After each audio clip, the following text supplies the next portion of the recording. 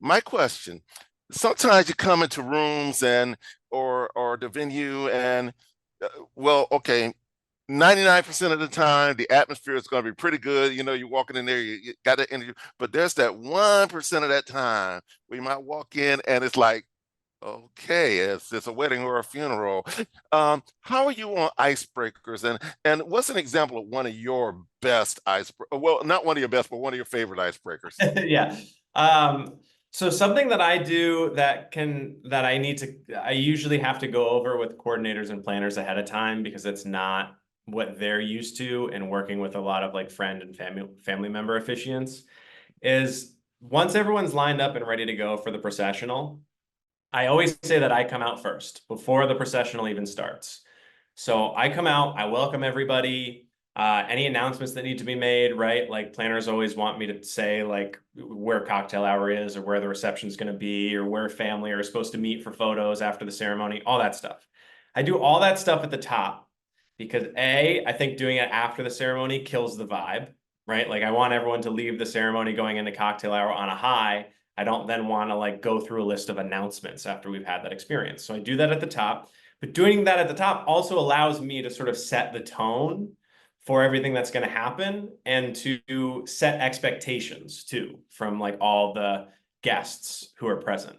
So if like you're saying, I know what you mean, where it's like the tone's a little somber or, there's been some emergency with the couple ahead of time. I was at a wedding once where someone in the wedding party grabbed the wrong bag of suits from the hotel room. And so like that arrived and they were in the wedding party in the processional and their like suits didn't fit. Like their suit was like super tight and the other guy's suit was like, he was like swimming in it.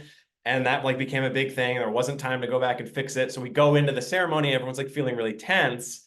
I think the fact that I come out first, it allows me to the first thing I do is I kind of say, I was just at the Garland on Friday. So I was like, good evening, everyone. We're about to get things started here at the Garland, which means I have a very important question to ask all of you. Are you ready to help, John and Jane get married tonight? And I get everyone saying like, yeah, and like cheering. And even if there's not like a big audience response, I get people involved from the beginning, right? And then I introduce who I am. And I just started doing something this year that's a little different that I didn't do last year, which is I tell everyone up front that I'm a professional wedding officiant, that I have a background in romantic comedies.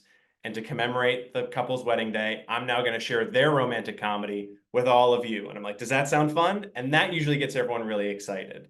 And I do that for two reasons. One is because I'm passionate about promoting all of us as professional officiants. And I want people to leave that wedding knowing that professional officiants exist and that we should be hired and that we create these kinds of experiences, right?